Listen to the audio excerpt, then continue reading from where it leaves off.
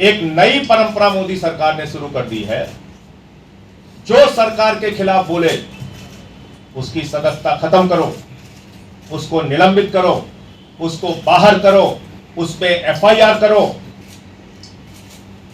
तो सीधे सीधे तानाशाही घोषित कर दो। क्यों लोकतंत्र का ड्रामा पीट रहे हो? और दुनिया की सबसे बड़ी अफवाह कंपनी भारतीय जनता पार्टी के गृह मंत्री ने कितना बड़ा झूठ बोला, और जिस झूठ के चक्कर में, माफ कीजिएगा, आप लोग भी कई बार फंस जाते हैं। क्या कह रहे थे देश के गृह मंत्री देश के सदन में? फर्जीवाड़ा हो गया, सिग्नेचर गलत हो गया, सिग्नेचर कहां से आया, सिग्नेचर किसने कराया।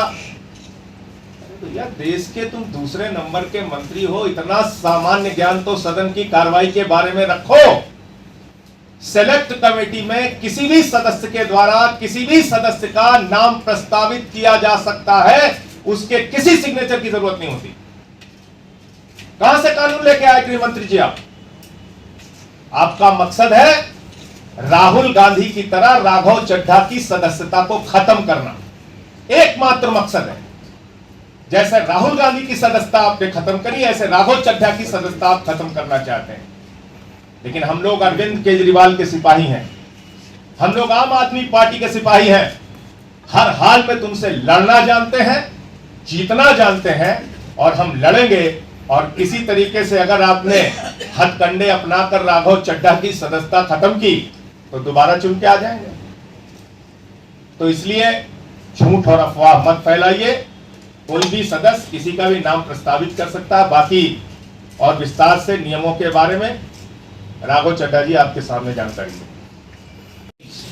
And it becomes the truth. एक असत्य को, झूठ को 1000 बार बोलो और 1000 बार वो सच्चाई में तब्दील हो जाएगा। इस मंत्र के तहत मेरे खिलाफ एक दुष्प्रचार और एक प्रोपेगेंडा शुरू किया गया कि न जाने कौन सा फर्जीवाड़ा हो गया, कौन से जाली दस्तखत हो गए,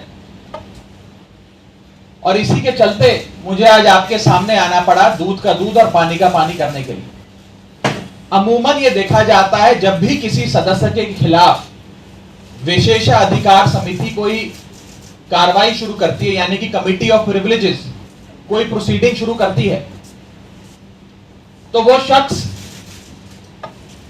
उस पर कोई सार्वजनिक बयान नहीं देता, कोई पब्लिक स्टेटमेंट नहीं देता।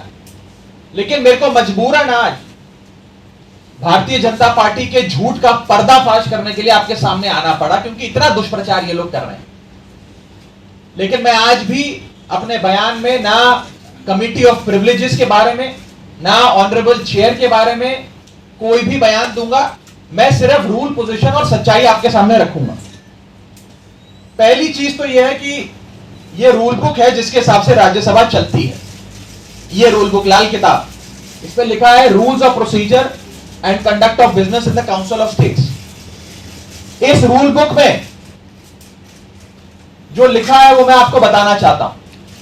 यह रूल बुक कहती है कि किसी भी समिति के, सिलेक्ट कमिटी के गठन के लिए आप नाम प्रस्तावित करते हैं, कोई भी सांसद नाम प्रस्तावित कर सकता है, और जिस मेंबर का नाम प्रपोज किया जाता है, प्रस्तावित किया जाता है, उस मेंबर का ना साइन चाहिए, ना उस मेंबर का सिग्नेचर चाहिए, ना उस मेंबर का रिटन कंसेंट चाहिए। यानी कि इस रूल की किताब में कहीं नहीं लिखा कि सिलेक्ट कमिटी में किसी भी शख्स का, मेंबर का नाम देने के लिए आपको उस प्रस्तावित, प्रपोज्ड मेंबर की रिटन कंसेंट या सिग्नेचर चाहिए। लेकिन एक झूठा प्रचार फैलाया गया कि फर्जीवाड़ा हो गया साइन का।